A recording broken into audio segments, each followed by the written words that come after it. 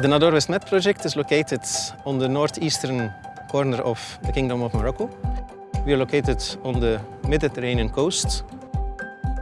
The economy of the region is at the moment mainly focused on agriculture and fishing.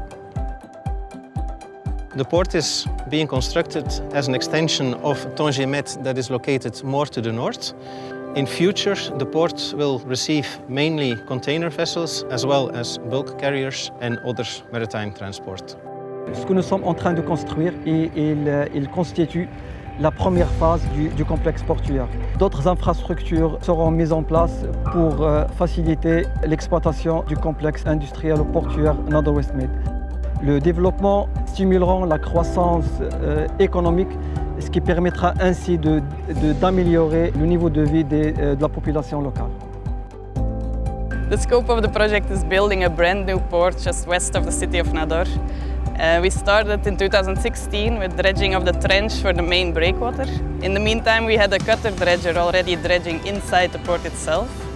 Since then, we have had a lot of different hopper dredgers on this site who did dredging in the trench and in the main part of the port. And at the moment we have Fernão de Magala is dredging the remaining cutter scope. After that we will have a hopper scope finalizing the full dredging scope for this project. The final completion date is planned for 2024.